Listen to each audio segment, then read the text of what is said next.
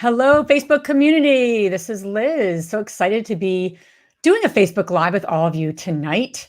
It is August the 16th, and we're going to be talking about how to pivot powerfully. And that is a big topic, especially now in this crazy hot market that we're in. So welcome to our Facebook Live. We're going to be doing more and more of these. Andres and I were busy doing Facebook Lives for the Bigger Pockets community for a number of weeks, and that has now slowed down because they change up hosts. So we'll be doing much more in our own community. So if you are joining us, I would love to hear who's here. Please share your name, where you're kind of plugging in from. If you're on vacation and you're bored with your family and you're joining us. If you can too with StreamYard, please make sure to accept the permissions, because all we see sometimes is Facebook user. And I love to see the names. I love to see your own name. So you have to kind of just accept the permission. But anyway, welcome for being here, and please share where you're calling in from, where in the world you're calling in from. If it's here in the United States, or you might be in Canada, we have a growing community in Canada as well. So please do that. And I'm gonna rock and roll, because we like to start on time, and we like to kind of get to it and get to the value of what we're up to. Anything Andres and I are doing in our community, that's usually how we like to do this. I'm going to do a brief introduction here of who we are, because some of you have joined us most recently, and you don't even know really what we're about. So I wanted to share our mission statement, and then I'm going to invite Lacee and Katie on our live, and we're going to get into how to pivot powerfully here in a moment. So I'm going to share my screen. No. Okay. Hopefully this will work, but bear with me. So as you're doing this, hey, Nanda from Florida, how you doing? Hey, Belinda, how are you? Good to be here. Good to see you. Hey, Brittany from Pittsburgh. Excited to hear Lacee. That's very nice. You got one person that likes you, Lacee. No, I'm joking. All right. So let me share my screen here, and then we'll start rock and rolling. But please, as you're sharing where you're from, please say your name and what you're excited about tonight, if you can too. Okay, so I'm going to share briefly here. It's not very big, but that's okay. So what are we all about? I wanted to just share this briefly. My name is Liz. I'm one of the co-founders of the Real Estate InvestHER community. For those who don't know me, we started this community 3 years ago, and our mission is to empower women to live a financially free and balanced life. And I know balance gets overused, and there's no such thing. But what we're all about as women is, how do we create financial freedom? How do we create that as a journey, not a destination, and do it in a way that works for us as women and as leaders of our families, leaders of our communities, and do it in a joyful way, not in a crazy, grind way. So that's what we're all about, and just continually supporting you in any way we can. For those who don't know, we have a lot of cool things that we're doing. We have a twice a week podcast, right? We do a mini-sode on Tuesdays, and we do a full episode on Friday. So make sure you know that. Tune in. We are published by Bigger Pockets, so you can find us everywhere: Amazon Music, Spotify now. So there's kind of find us easily, and we're doing some really cool things with our episodes. We have free membership. We have paid membership. All that good stuff is on our website, where we do mentorship, accountability, or if you just want to get some free membership, some free support, it's there too. So check that out. We have meetups. Lacee and Katie, who's going to be on this live with me, are two of our leaders. We have 51 meetups around the country, around the 3 in Canada, and a lot in the United States. Our goal is to have a global community where women can have each other's backs and support each other, and really give and get what they need to create the life of financial freedom that they want to. So really pumped about that growth, and really these two ladies that I'm having on tonight have helped us tremendously in that effort. We also have a bunch of really awesome sponsors. So check out our website. We have a really great company sponsoring us, supporting us, and we're always looking for new sponsors. So if you're part of any companies that are looking for some more exposure, check out information on our website around that. And then lastly, we are going to be putting out more and more books, but our book came out, The Only Woman in the Room. If you have not gotten it, it's a great book. Check that out on our website too. We have more books coming in line. And then lastly, we have launched an InvestHER EXP team. So if you're an agent, real estate agent, looking for a change in brokerage, check that out. We would love for you to join our team. So without further ado, I'm going to get to our wonderful team here, and I'm going to stop sharing. Okay, stop screen. And why aren't we all together? Okay. Hey, ladies, how we doing? Hey, Liz. Hey, Liz. I try to get through that as quickly, but as in depth as possible, because you know what? Some people that are part of our meetups don't know we even have a podcast. Some people don't know we have a growing membership. Some people don't know about all the good things we have, and that we even have a book that we've published. The only women in the room are over here. So I'd like to share that because we're really about serving the community we're in. Hey, Amy from Fort Worth, thank you for being here. All right, so tonight's all about pivoting, and why I'm so excited to have Katie and Lacee on here is that we talk a lot about this, and there's not like this perfect recipe on how to pivot. And pivoting becomes a really important topic, right, ladies? When there's a very hot market, it's a very busy market, and it can get frustrating when you put offers out on certain properties. Especially, I'm mostly familiar with the multifamily space, large multi, and it is very, very competitive. Now, it doesn't mean there's not projects to be had, but it takes a different approach, right? It takes some creativity. And to pivot into something during this market takes a plan, it takes strategy, and it takes a lot of guts. So these two ladies have done that. They're very, very successful investors. And I want you to both introduce yourself. I'll have you go first, Katie. Share a little about you, what you're up to, and what did you pivot from into? Lacee, I'll have you do the same, and then we'll go from there. I have some bunch of questions, and I know, ladies, why we're doing this live, like literally live, this is not like a pre-recorded and we're just showing it right now, is that we want to hear your questions. So really, these ladies are very successful, and I've pivoted multiple times, so we're here to serve you and answer any questions you have. So Katie, you go first and introduce yourself, and then Lacee, I'll do that with you, and we'll jump into it. Okay, thanks, Liz. So my name's Katie. I used to be an ICU nurse. I'm a mom of 4, and I'm an InvestHER Meetup leader here in Raleigh, North Carolina. And I went full-time in real estate around 2016, but we started our business in 2014. I work alongside my husband, who's also my business partner. His name is Uriah, and our company is called The Inspiring Investment, and we've done a little over 100 fix and flips deals in the Triangle. But within the last year and a half, we've experienced a shift in our business, and we've pivoted from mostly fix and flips to mostly new construction and some development projects. So. Very cool. Awesome. Yeah. Awesome. How about you, Lacee? Hi, everyone. My name is Lacee Beitler. I'm from Pittsburgh, Pennsylvania. I heard Brittany's on the call, so I have one Pittsburgh girl with me tonight. I don't know if there's any other Pittsburghers on. So I work full time. I have a W-2 job. I work at a life sciences company in the really riveting area of compliance. So let's just talk about that for the next hour. Yeah, everyone would log off. I don't know how many people are on, but everyone would log But it's off. so important. I mean, it's really important, but it's important. It does play a role in our businesses. So to be honest, I'm like a stickler for the rules. And you need that. Yeah. Tell that to my husband. He gets annoyed. I'm like, you can't do that. Yeah. Pull him in. We'll tell him. Yeah. So that's my day job. And then Matt is also my husband and my business partner. We have some small multifamilies in the Pittsburgh area, and we recently just purchased our first self-storage facility, which, one of those things doesn't belong. So it's the self-storage. So that's what I'll be talking about tonight. And Katie, I don't know what else you talked about, but that's a little bit about me. Awesome. Yeah. So I'm curious to hear you both. And we've pivoted a few times, and we can just talk about investing with your spouse too, because that's an interesting topic that we all have in common. Maybe that's part 2. Next time you have you both on. But so what caused you, for you, Katie, what caused you to pivot?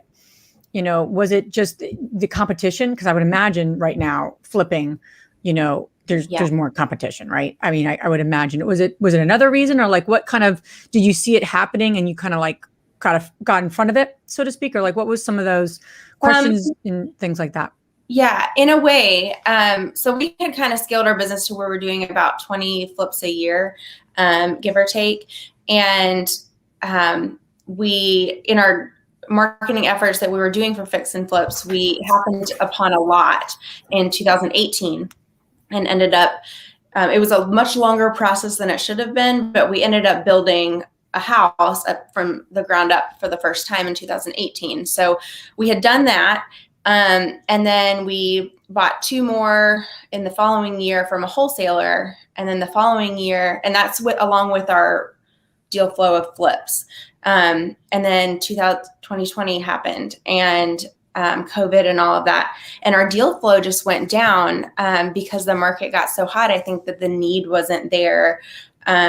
People could just literally put their house on Zillow and they would have like way above asking. So the deal flow went down with our flips due to market demand. And we just kind of worked our network with the wholesalers we've worked with, and they just started. I think it's not as common. So, oh, you've done new construction and you closed. So they've just been, feeding us essentially. And so now we're shifting our marketing efforts to be more purposeful, to find lots and land and development opportunities. So that's kind of what caused our transition. It was more market demand.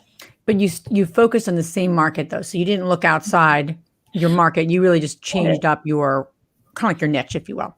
Yeah, basically. Most of our flips were in Wake County, and all of our new construction right now is in Durham. And I would say it's because of the price point that you can buy land there, and the initiatives that the municipalities up there are trying to increase their housing in that area.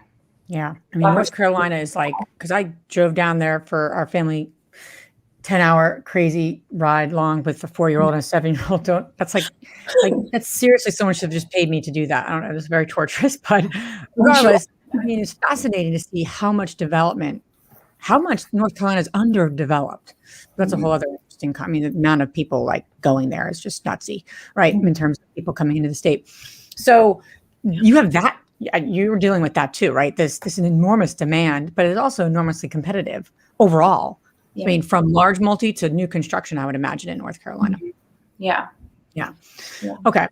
That's interesting. I want to circle back on a couple of things, but for you, Lacee, how did you kind of you went from like small multis, focused on that, and then how did self-storage come into play? Did you see that? What was that show? Storage Wars, wasn't there? Like Storage Wars. Yeah. Storage Wars. I haven't seen it, but it's, fascinating, right? To see what people store. Yeah, it's all about the auction process. I don't want to know what people store. I know, it's kind of weird, right? So yeah, but ours wasn't as streamlined as Katie's. Maybe ours was a little more roundabout. So we had decided in early 2020 we wanted to grow our business. We wanted the small apartment building, like the 20 unit, which I feel like is very hard to find. So we were looking at that. And then we were also looking at doing some short-term rental Airbnb arbitrage. So early 2020, we were ready to kind of pivot and to change directions a little bit. And then March 2020 happened, and we were stuck at home, working from home. Our kids were home with us, which was fun, real fun. And so we kind of came to like a grinding halt. We had a lot of momentum. We were making offers on smaller apartment buildings, not getting any. And then, we kind of just came to a halt. And then we were, Liz, I was listening to the InvestHER Summit last year, and you had Cody Sanchez as your keynote. And she talked about buying businesses. So we, listened to her story. And then we listened to actually a Bigger Pockets business podcast with Walker Diebel. And he was a guest, and he also talked about buying businesses. So Matt and I were kind of talking about, this is an interesting idea. We started looking on you can buy businesses on websites like bizbuysell.com. We started poking around on there, and a storage facility kind of popped up, and it was a street away from one of the duplexes we own. Nice. So, so that's kind of how we stumbled upon it. It was kind of like a lucky chance, I guess. I don't know. So here's like the question that comes up a lot is like, you can get a little nervous about, pivoting, and people, rightfully so, they're going into a new market, they're going into a new niche. And I always say like, it's helpful to like bring some of what to that new niche, right? So like Katie, you weren't like, okay, we're going to go into a whole new state and a whole new niche and a whole new business and and we're just going to figure it out. Like, like anything, it takes time. So, you want to do something that's going to take the least amount of time, yield the most return and have the least headaches. I mean, no one will be like, yeah, I want this to take 15 years and, be really hard and lose a lot of money. Like, that's not fun. And I can give my war stories of times that we pivoted unsuccessfully where we didn't set ourselves up for success. So what do you think are like critical things if you had to do it over again? That you would have done, and I'd love you both to answer that. Like, what are some, because you both, interestingly enough, pivoted very close to your current business, like you literally in the markets you're already in. So you weren't figuring out the market. You knew that already, which was great, right? So you cross that off as almost like something you're bringing to the table. And like when you're pivoting, I always say you have to like, what are you bringing to the table? Like, how can you mitigate your risk? And how can you become as successful as you can be or need to be, as easily as you need to be, versus like having to figure out 19 things. Like maybe you have to figure out a couple things. Katie, you pivoted from flips to new construction. That's a pivot, but you were building homes. It's the home building place. Yeah. Lacee, in a lot of ways, your niche wasn't like foreign. It wasn't like small multis and then self-storage, but self-storage is a business in and of itself. So I'm sure you had to learn a bunch of things that you didn't need to know with your duplexes or, quads. So what both for like when you were pivoting, what did you do to mitigate that risk for yourselves and for your companies? What did you guys do, Katie? What were some key things? Okay. So for us, we happened to have lost our entire team right around the time this pivot was happening. So we had to make a new hire. So basically our construction manager moved, and then the guy who was under him started his own business. It wasn't necessarily something that like happened other than like COVID going on. So happened to happen around that time. Yeah, it was a great year. Great timing. But it did prompt us to have to hire someone new, and it really made us stop and reanalyze what do we need, where do we want to go, and we at the same time we were having more deal flow with land, with lots, and so also commercial was kind of falling apart in a way, the commercial industry, and so we were able to have some options for people to hire that were from the had a commercial background. So the guy we ended up hiring, first of all, we had learned from previous hires, we need to hire someone that was different from ourselves, our own skill sets and personality. So Uriah is very like kind of passive, kind, nice guy. And he needed someone on his team to lead well the team, like the construction team under him. So we hired the right person in our team is what I'm trying to say. Yeah. And we also networked with people that were active in that particular niche. So there was someone actually in our church that Uriah was already friends with. And so he just kind of pursued that friendship from a friendship standpoint, not from I'm going to like try and suck all the information out of you, but in a like, just take out the coffee, pick your brain. Right. Yeah. Yeah. So, and it's really been a blessing just because he's approached it, I think, as a, how can I serve you? Like, I do want to learn this, but also like, what can I do for you? So like surround yourself with the right people, both in like your personal life and your like, your circle and your team. Those two things have really helped us in that pivot transition. Love that. Yeah.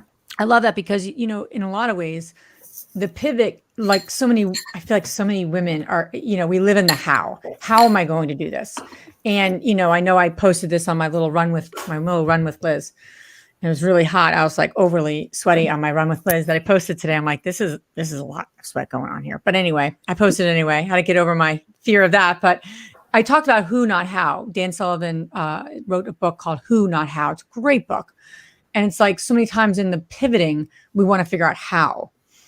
But what you just said, Katie, beautifully was that you didn't figure out that you didn't actually think about the how first. You said, think about the who, and that's such a great way to think about pivoting because you have to gain some sort of knowledge, some sort of like, how are we going to make this, how are we going to consume that knowledge base when we haven't done it, And I love that you networked with someone who's already done it. I always say, like, success leaves clues. There's so many women in our community, ladies, that are in the niche you want to pivot into. Don't do it alone. That's why we have this community. That's why Andres and I founded this community. So I love that.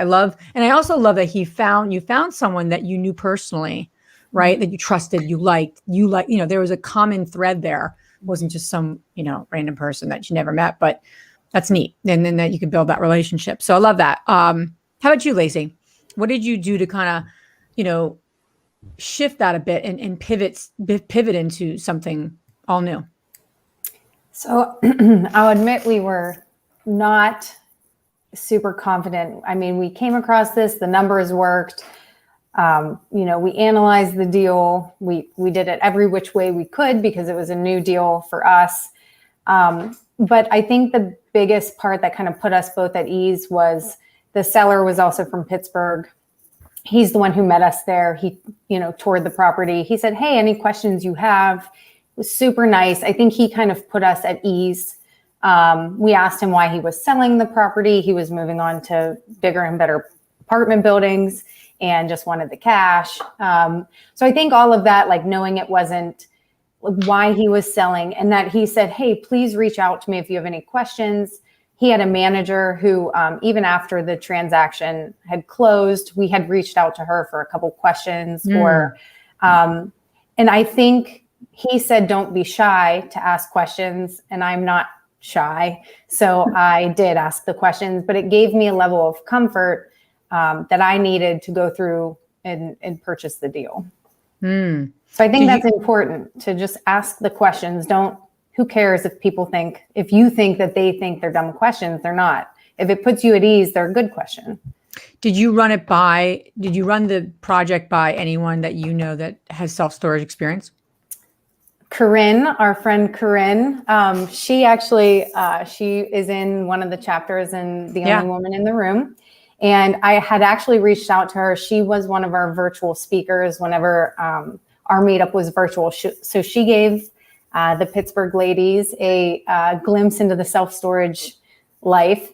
And as soon as I had said, we have our LOI was accepted, or our offer was accepted, she took it upon herself to email me. And she said, "Hey, congrats, you're coming over to the dark side of self-storage. And let me know if you need anything. I'm happy to help. Here's some links." She sent me some links to the different, awesome. Storage groups. And she was just super great. So I didn't talk numbers, or I didn't have her analyze our deal, but I did have her support in the background. That's awesome. Which was super cool. Yeah. And I think that's what's so neat about our community, right? And it's, what can you give? What can you get? And as long as you come from that space. And I always say that, even in a crazy hot market, you could be helping other people. You could be supporting them. Oh God, sorry. My daughter just put her hand up. You can say, "Hi, Sam. I'm on live helping some folks here." Say hi, everyone. Hi. Okay. What do you need, kid? Yeah. Saki is crying. Okay. The game, I'll be down in a second, okay? I'm glad it's Liz's kids and not mine. Yeah, sorry guys. Sorry everyone. All right. I'll be down in a second, kiddo. The life of running solo. Okay, I'll lock the door. Sure. Okay. Thank you so much. Sorry everybody. But anyway, special guest. She just hit me in my arm, and you just saw me get scared. But anyway, back to transitioning. So I'm going to ask the question: What would you have loved to? And please, ladies, hi, cutie. LOL. I know she's cute most of the time. But anyway, what I'd love for you to ask yourselves, or I want to ask you both, is what would you have loved to have known that you know now? Meaning, during that transition, if you were I have a question I'm going to ask on my run with Liz. I always think of new ones I want to say, and if your 2-year-old's older self said this to you, okay, you're going to pivot, you're going to do this. And they came back and said, "Okay, Katie, what advice would they have given you now?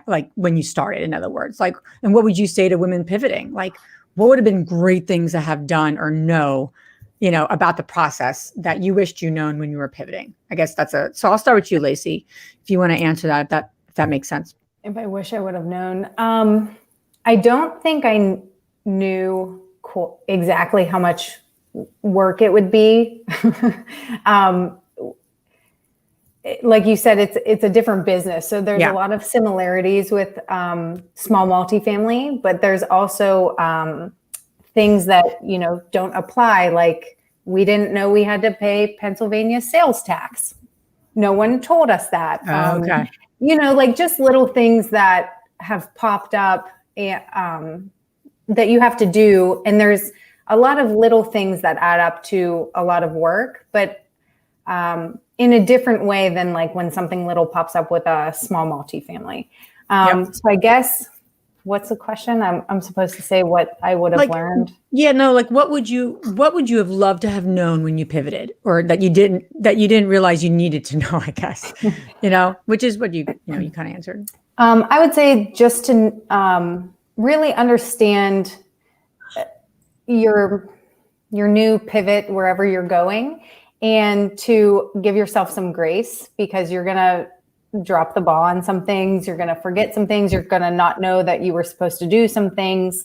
But I would also say find a really good person, either person or company. Like in our case, what I'm thinking of off the top of my head, we have a operations company that, we take our payments and everything through. It's like a management portal, and their support, like customer service, is awesome. So they're the ones who kind of have been walking us along. And I think if you find a good company like that, or a good property manager, or whatever you're pivoting into, you can lean on that person, and that's okay. Yeah. I'm going to let you speak to that, Katie, and I'm going to jump on in about 2 seconds. So answer that question, and I will be right back. I'm so incredibly sorry. Okay, my kids just throwing us out the windows. But I want you to answer that. And ladies, please ask these ladies some questions. I want you to post some questions. That's why we do these things live. People are so engaged with pivoting into short-term rentals, pivoting into a vacation. I mean, everyone and their mother wants to buy a short-term rental and a vacation rental that's investing. So we're all looking at different things, and we're involved in one thing. We might be private lenders and passive investors. And now we want to pivot into like being the active part. So many women in this community, I see it every day, you're posting about pivoting. So this is a big topic. So I would love for you to ask some questions. Katie, answer that question if you don't mind, and I will be back in 2 seconds. Go ahead. So I think probably two of the biggest things that we should have done differently is to be a little bit more proactive when it came to bank relationships. So like with new construction, it's all about like the relationship that you have with those small banks. And I mean, in other investment avenues that's important as well. Also, new construction is really cash intensive. And I don't know that we could have done anything to change it, because we live pretty frugally, and we also put like everything back into our business. But it's so cash intensive that it would have been really nice to not have to worry about finances so tight with all these projects that we have now going on, because we have about 14 new builds going on at the moment. So that's been quite a learning curve. That said, I don't know that we could have done anything differently other than being proactive with relationships with lenders, bank lending. So, yeah. That's a good one too, from a financial perspective, because if you're used to funding on one side of the coin and now you're getting different types of funding, like residential versus commercial, those lenders might actually have different expectations. That's actually a good point. I know I'm coming to the tail end, so I didn't hear your full question. I'm giving my children like 19 chocolate chip cookies. So you got to do what you got to do. So here's what I have for you too. I thought about this topic a lot, because I just see so many people, and I talk to so many women all the time about this topic. And it's all about confidence. Like when you're pivoting, your confidence is lacking. And so the question you have to ask yourself when you want to pivot is, how do I build my confidence in a way that's going to give me energy to do this, right? Or a focus to do this. And you have to look at success leaving clues, networking with people in our community, especially that are doing it, that don't have like, something to sell you. And I don't mean everyone's selling something. Listen, we have an amazing paid membership. Everyone has things that they're doing and they believe in. But it's really nice to get advice from someone that doesn't someone called me today about syndication. There's a woman in a community that I know. She's like, oh my God, this has been so helpful. I'm like, I'm happy to help you. I just wanted to help her. It had nothing to do with like, oh, she's going to pass the investment. I didn't even mention that. I just literally answered her questions and was a help to her.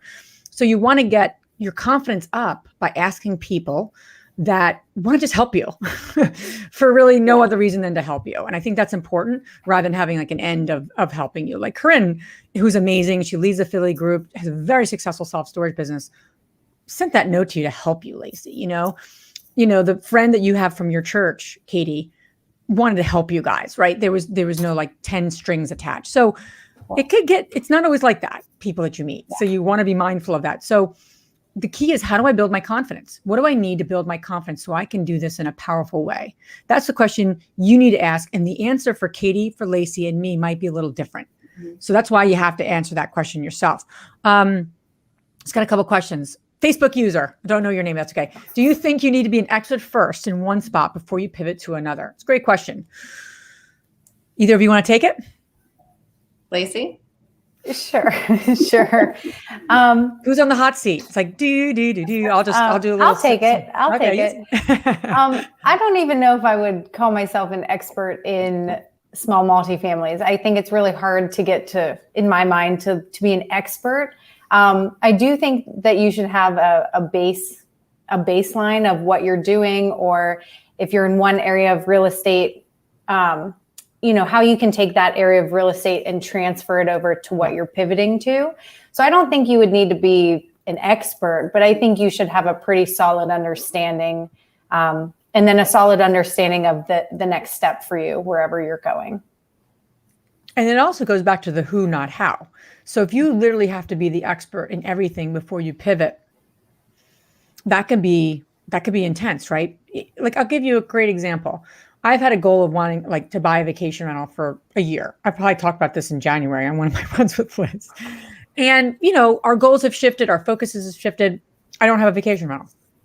But I was really trying. I realized I've been trying to do it by myself, hands down. I need to go look at the markets. I need to do this. And I haven't done any of it because I have other focuses of other things. So it comes back to, do I really want to be an expert in vacation rentals? Yeah, I want to know enough about the market and about the niche that I need to be knowledgeable. But expertise is like a whole nother level. And you don't necessarily need to be an expert in every niche before you move into it. There's someone on my team, my future team that I don't have, that better be an expert in that, right? Or a partner that better have not better, but I hope they'd have more expertise than I do. Whether it's the market or the niche, both of those things are critical, right? So yeah. I think we have to be really mindful as women, especially, I don't mean to say, because this is a women's community, but we often feel like we have to be the expert in things before we move into them versus saying like, how do we get the expertise without me having to be the expert in everything? It's a really overwhelming feeling. I know I have that feeling a lot. It's just tiresome, quite honestly. Yeah. And I don't think it's going to help us get to our goals. So just my 2 cents there, but I don't know if you want to add anything, Katie. Yeah, actually, I was telling Lacee before we were talking earlier today about like the language that you speak to yourself sometimes, like when you have something that's making you nervous, like if maybe it's a pivot, maybe it's something else that is outside of your norm, changing the language from like, I'm nervous about this to I'm excited. Maybe I don't, but I'm excited. Then that sometimes will shift your thinking and how you approach, change in general. So yeah. I love that. That. Great. We got some other questions. Good stuff. Katie, did your relationship with the lenders evolve from your previous business, or basically did you have to start all over? They evolved. So originally we had, we have some single family rentals, and we had been working with a commercial lender because for a period of time we had those loans bundled together. And that was like the initiation of that particular, probably both of that particular small bank in our area. So then we started pursuing relationships with other small banks, referencing, hey, we've been working with this bank too, and we just want to expand our network. So that's kind of how that evolved. Love that. Good stuff. I got another question for you, Lacee. I like your profile picture, Caitlin. I like that. It's a cool picture. But Lacee, what are some of the other major differences between managing residential real estate and a self-storage business? Great question. Hi, Kate. Kate's one of my girls from Pittsburgh. So, hi, thanks for joining. You're so cute. You're like everyone in my Pittsburgh meetup. You gotta join us because you're so cute. I didn't solicit that. No, I know. You're so cute though. I love it. I love it. No, I love Kate. Major differences between residential real estate and a self-storage business. There's a lot. I would say the biggest difference is the work. So there's a lot of little tasks in self-storage. So you're moving people in, you're moving people out. You have overlocks, which is like when people don't pay, you physically go down there and you put a lock over their lock to lock them out. But all of these things take 5 minutes, 10 minutes. The overlocks driving down there takes a little more time. But then if you have, a problem with your plumbing and your rental, by the time you talk to your tenant and then arrange your handyman to go over there, and then they have to arrange a time to get into the unit, and then, the part's not at Home Depot, so they have to go to Lowe's. So it can take anywhere from like a day, a week, a month to fix that problem. And then to fix a problem, and I'm using problem because there are like no emergencies in self-storage. It takes like 5 minutes to move someone in. So like the problems are different. There's a lot more calls or management, I guess, of storage, but I think it's faster to solve things that way than like a residential rental unit.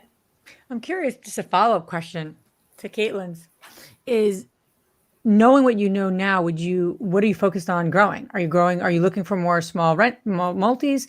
Are you looking to, to get into more self-storage? Like what are you focused on? What's the experience been for you?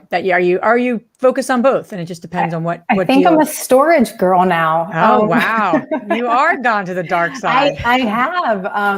I just really enjoy it. I like talking to our customers, when they call in, when they're moving out. I just really enjoy it. It's lower stress because I said there's like no emergencies. Their plumbing's not working, or, there's not some kind of emergency that you would have for residential real estate. They're very small. It's like, the gate's not letting me in because I forgot my passcode to get in. So can you give that to me?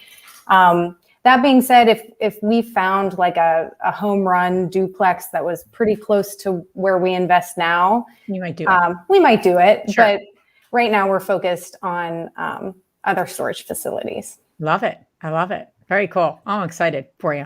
All right. Thanks, Katie. Another question to all three of you.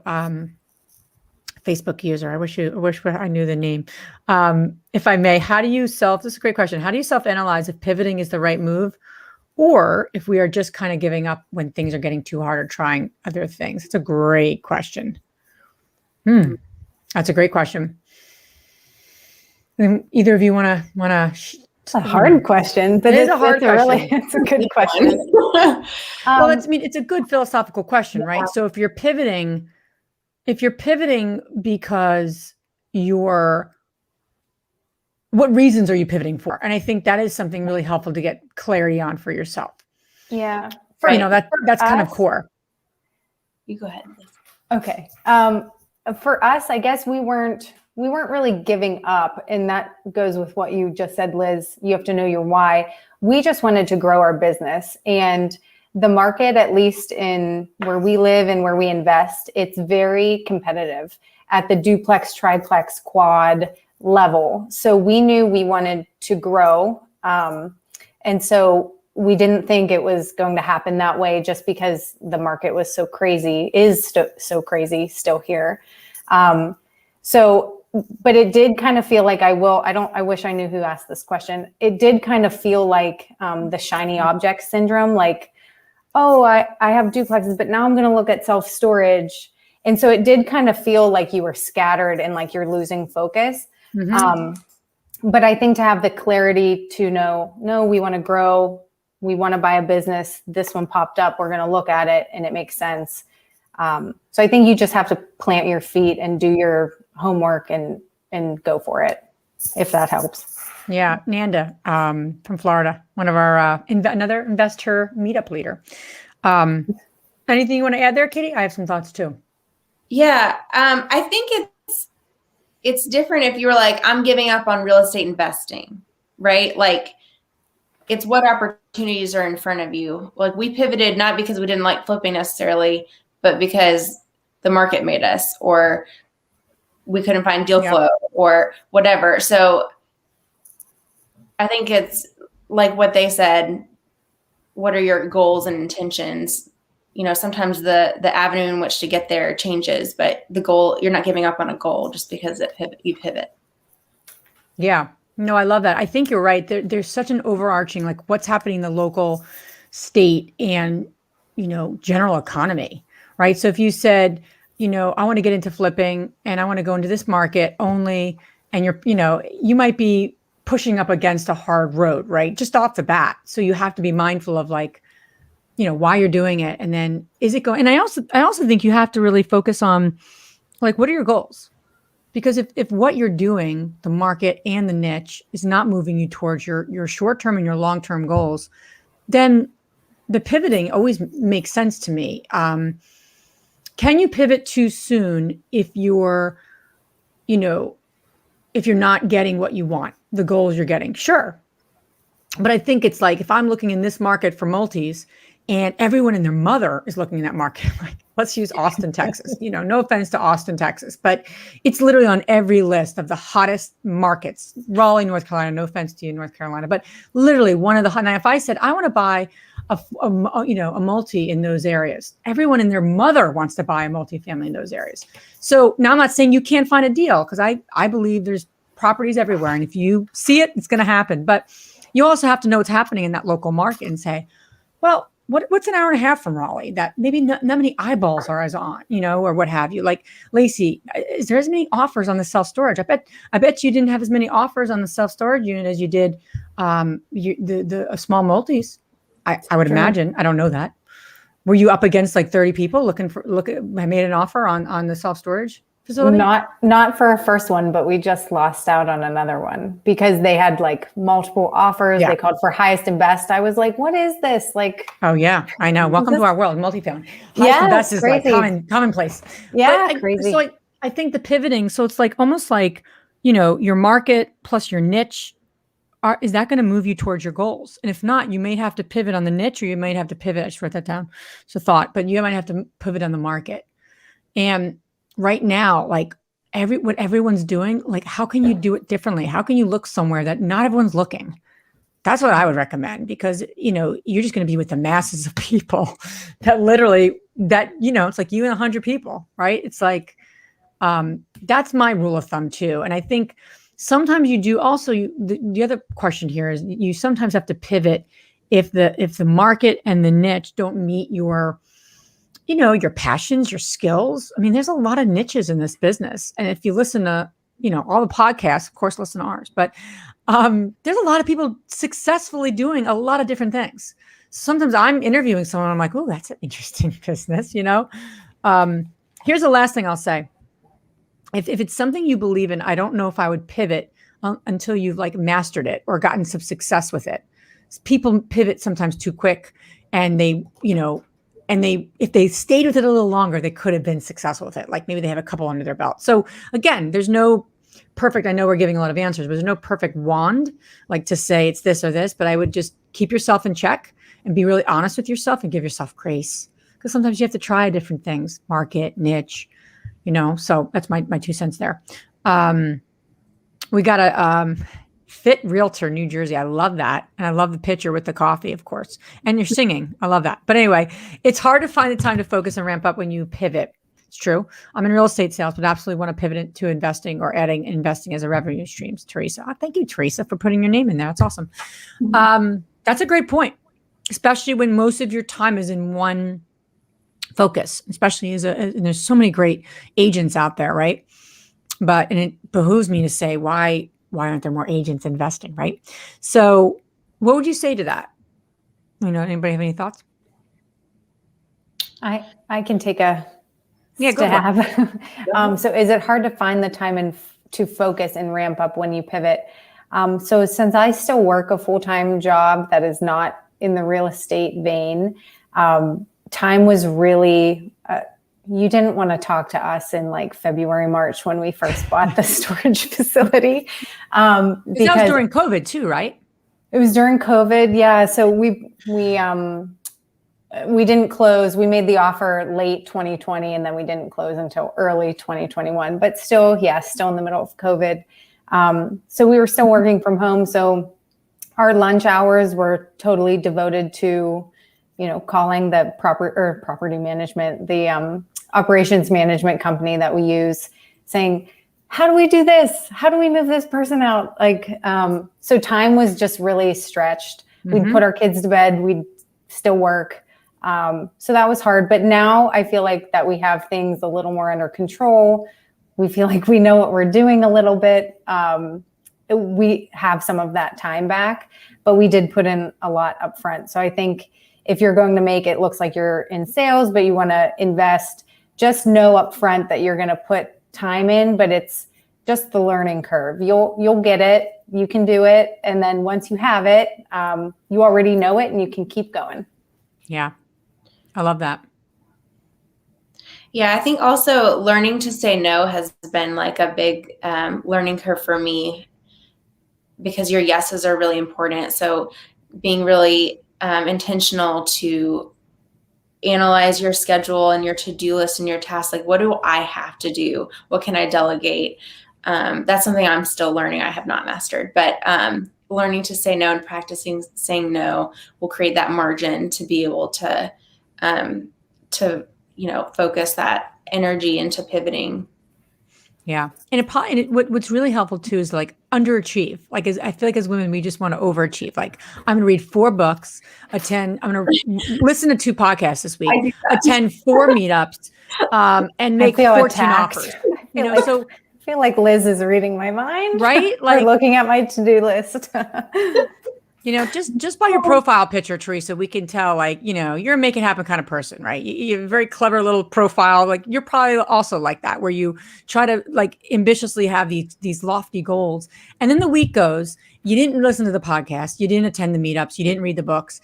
And then what do? You beat yourself up and you're just like, I don't have time for this. And then the goal moves back on the pendulum. And then the next week comes. And then we're like in our own way often, most of the time. So I think the underachieving, like literally say at the beginning of the week on Sunday, like what one thing can I do this week? What one call can I make? What one podcast, what one something, blog post, what one piece of research can I do about short-term rentals? Or what one person I can reach out to in our community or in a meetup that I can have one call with. Mm-hmm. It's one thing, and that'll boost your confidence, right? Then at the end of the week, you're like, I did that one thing. Now what 2 things can I do?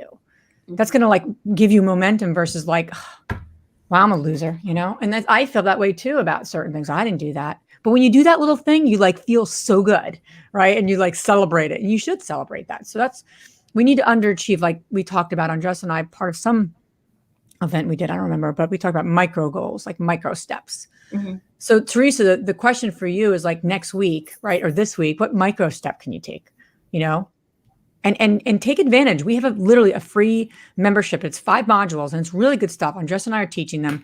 You can do nothing else with us except this free membership. It's really solid.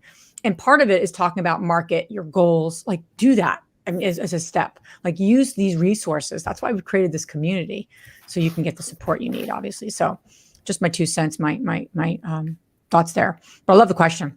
And I love your profile picture. All right, Brittany, last question here. Hey, Brittany, recognize your name. You're active in our community. So thanks for being here.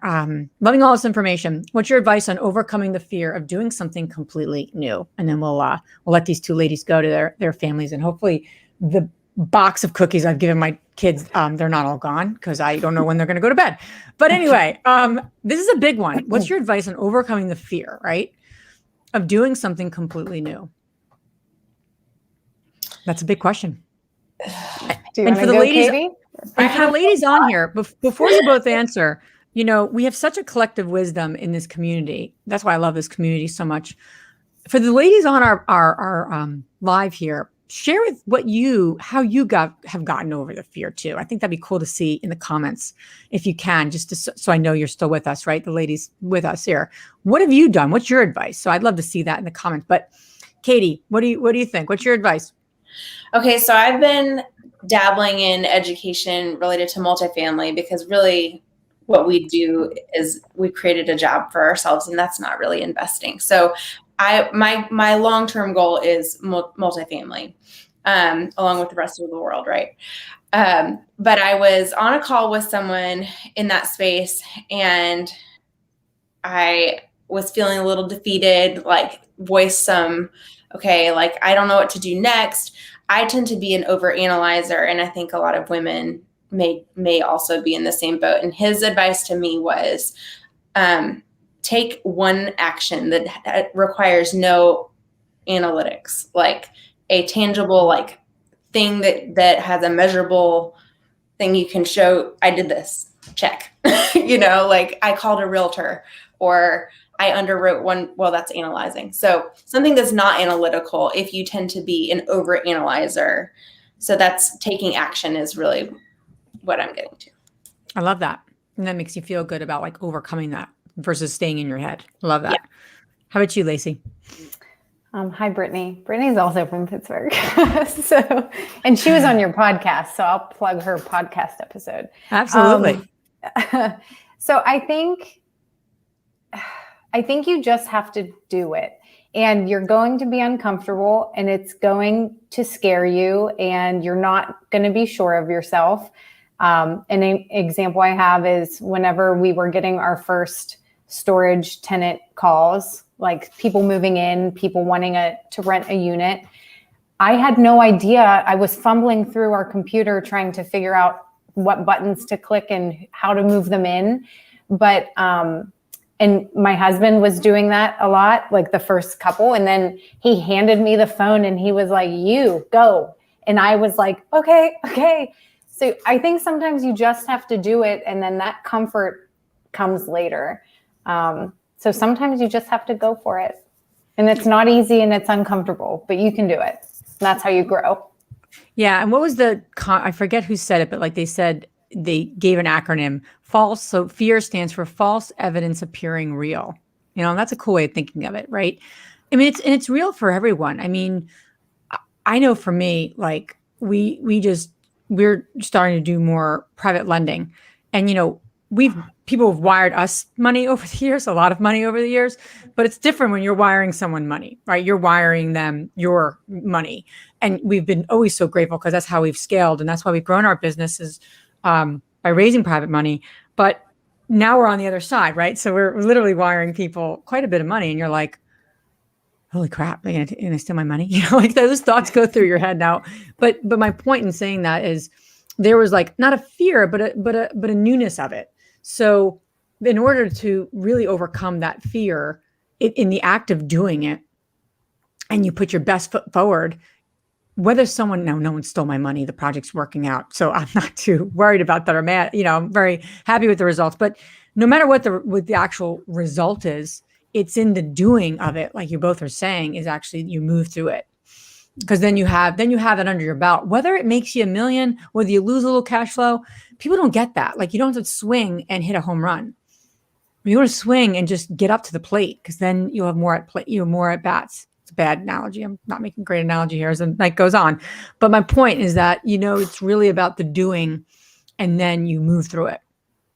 It's the action. So I agree with both of you. I think you guys, and I got some other great, someone said, talking with people who are already in the field and sometimes partnering with them to learn and feel comfortable. Absolutely. There's so many women who have done what you want to do in our community. So walk through it, own it, be vulnerable, let others lend support through knowledge, cheerleading, and support. Absolutely. I love that.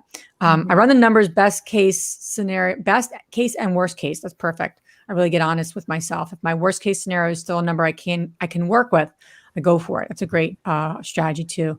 Hey, Tracy, I like yours too, girl boss. I just do it. We all have reservations on a deal. Failure is a lesson in my book. That's good too. I love that. Well, good stuff. I hope this was helpful, everyone. I certainly enjoyed it, and got a chance to see my daughter, Sammy, on the live here. But we're flexible as women, right? It is we roll live. with It is live. Hey,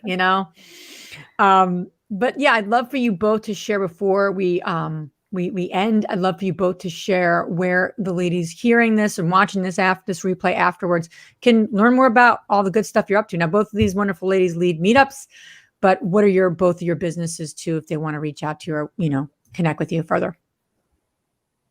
Lacee, Katie, I'll give you, sorry, I'll just let you both kind of like out there. I wasn't very directive. Sorry, Katie, you can go first. Okay. You can follow us. Our company is The Inspiring Investment, and on Instagram, we're the.inspiring.investment. And then we also have a blog that we just kind of update periodically. And I have a freebie actually for like a spec sheet. So on our About Us page. So if you wanted to grab that. Awesome. Yeah. Good stuff. Thank you so much. Yeah. How about you, Lacee? I'm pretty active in the Facebook, the Real Estate InvestHER community Facebook. So you can find me there. And if you're in Pittsburgh, you can find me at our meetups last Thursday of the month. And I do respond to a lot of messages on Instagram. So it's at Cashflow and Company. And you can find me there. Yeah. Cash flow, inspiring. These are great. I love these terms. So ladies, thank you so much for being on tonight. Both of you, you're in it, right? So it's so powerful to have people and women, and that's who we always are focused on, is like, not sharing something that you did years ago, but like literally what you're going through right now. And that's what makes all of our experiences so helpful for our community. And we're learning, we're giving, we're getting. So thank you so much to both of you. You both have been tremendous in our community, leading meetups and just all your help with growing our meetup. So thank you both. You both are awesome.